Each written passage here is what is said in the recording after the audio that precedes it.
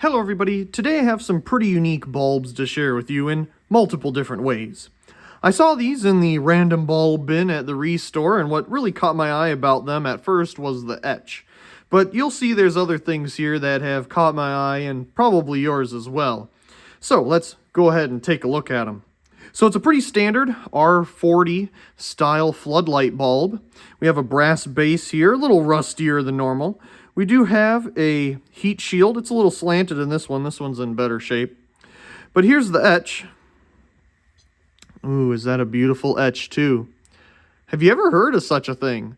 The Enterpriser, 125 watt. Look at that. 135,000 hours. I've never seen a bulb with a rating like that before. 120 volt. 87, something like that. Maybe that's a date code. It says lifetime bulb and then flood at the bottom. This one right here is the same style of etch, just not in that good a shape. But what's interesting about this is, look, it's two etches. You have the Enterpriser and all of the information that goes along with it, 135,000 hours. And then they stamp on afterwards the wattage, 125. What? I mean, maybe that's not the wattage. I don't know, but why is it stamped on there? Now, there was a couple of them in the bin, but these are the two that I picked out, mostly because their etches were very readable. This one is beautiful. I mean, just take a look at that. Oh, my. This was the second best one I could find. So, let's take a look at this one. Again, I'll take another look at the etch because I just can't get over the style of the etch, like the Enterpriser. Never heard of that. Is that the company that made these or the series of bulbs? But just, again, the hours. What? That's crazy. Okay, we have our heat shield here. And take a look at this base. What's going on there? Sure, it's very rusty, but what's that white thing? They both have it. I'm not entirely sure, but I got a better idea about it when I brought them home and turned them on for the first time. If you look through the bottom here, this heat shield appears to not be metal. It's some type of, I don't know, plastic of some sort. I can't think of the name. But if you look inside, you see we have a pretty standard V-shaped filament. Nothing too crazy going on there. Maybe this one you could see a little bit better. Look at that. It's just a V-shaped filament. It just goes up, down with one support. It's very coiled for sure. But what a basic filament design for such a high hour bulb. Okay, so enough looking at it. Let's go ahead and turn it on. So let's bring over the socket here and put it in. Let's turn it on. Pretty standard. You know, incandescent floodlight bulb. Let's get a nice look at that etch again. But I don't know if it's picking up on camera. Let me turn off the lights here. Again, I don't know if it's picking it up, but do you notice a little bit of flickering going on? Definitely not, you know, pure voltage going through it. It's definitely regulated somehow. And I wonder if that little thing at the bottom, this little white thing, is some type of resistor. I mean, I've never seen anything like that. Maybe they pulled it through and at the very bottom there is the lead and they put this resistor on the base of the bulb, and that's what's supposed to, you know, give it the way extra life going on here. That has to be what they're doing. And I've thought about, you know, taking one of those off or applying voltage directly to the bottom there, and I suppose we could do something like that. But I'm also worried about burning one of them out. Okay, so let's do the regular stuff that we do.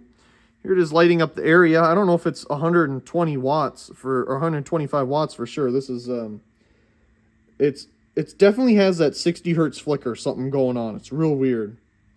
Okay, so we're at 119 volts, and I suppose lux meter time. We're about 2 feet away, and we're getting about 950 lux, I'd say. Okay, back to the kilowatt meter here. 0.79 amps. 86.4 watts. It's only taking 86.4 watts with a power factor of 0.91. Interesting. Okay. I don't know the best way of testing this without that, but I'm pretty sure that's a resistor going on there. And that's why not only does the bulb say it's rated for 125 watts, it's only taking 86.2. And that has to be what this flicker is going on here.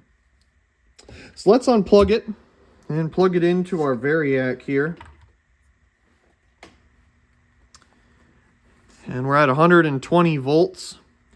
Let's go ahead and put it to 110. That just extended its life even longer. 100 volts, even longer. 90, I guess it's going to last forever. 80, 70, 60. But you know what? With turning the voltage down, the flickering kind of has gone down a little bit as well. 50, 40, 30, 20. You can still see it faintly glowing. Of course, 10, there's not much action going on there. So let's bring it back up. 80, 100, 120.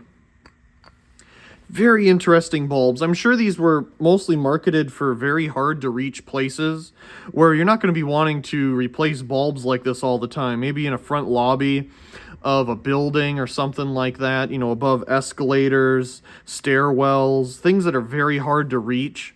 It's probably the original application and design for this bulb is to do that.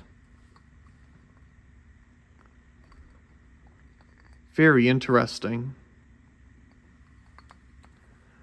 And maybe you can see through the bottom here. Let's dim it down. That V-shaped filament. You can see it ever so slightly. There, it's kind of hard to get a glimpse of, but you get the idea. So very unique bulbs. I'm sure if we took that bottom ceramic thing out of the equation, we would get the 125 watts that it's actually rated for.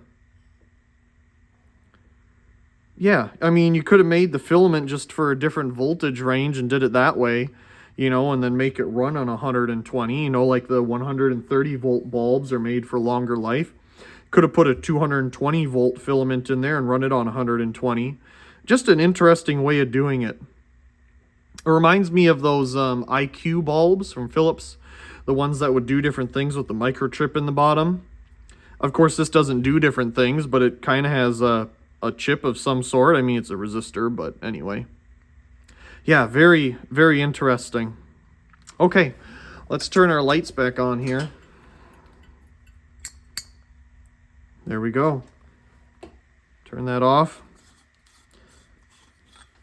If you have any more information that you'd like to share on these bulbs, because I really don't know much about them. Did this get very warm?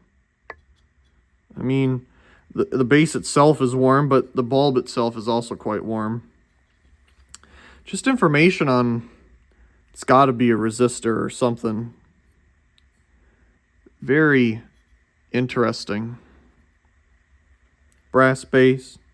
It's just something else. Very cool bulb to have in the collection for sure. Well, anyway, like I said, if you have any information about these bulbs, please feel free to share it in the comment section down below. I'd love to learn more about these things.